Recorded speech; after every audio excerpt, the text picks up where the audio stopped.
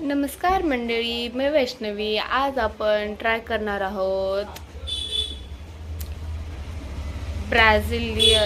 Unique वेदरचा Brazilian keratin hair spa.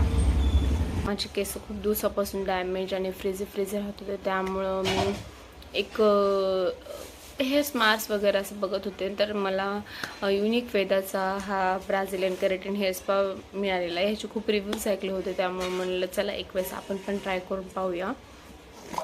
हे product मी open तर केलं, तर याच्यामध्ये अशी क्रीम आहे. तर हे प्रोडक्ट इनरिच आहे. याच्यामध्ये सल्फट पॅराबेन नाही आहे, त्यामुळे आपले केस डॅमेज होणार नाही. ही सगळ्यात चांगली गोष्ट आहे. आणि ह्याच्यामुळे असं म्हणलं आहे की केस सिल्की, सॉफ्ट आणि मऊ आणि मॅनेजेबल राहतील. तर आपण हे ट्राय करूया.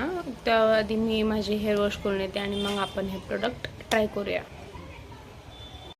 माझे केस शॅम्पू करून आले आहे आणि थोडंसं टाळनं थोडंसं डॅब केलं, म्हणजे थोडंसं एक्सेस वॉटर, म्हणजे जास्त पाणी असते सर्व काढून, म्हणजे असं थोडंसं ओलसर करून घेतलेत केस.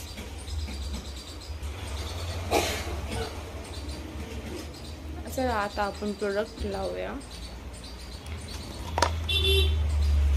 रूट्सपासून एंड्सपर्यंत लावायचं, रूट्स ते एंड. ओके,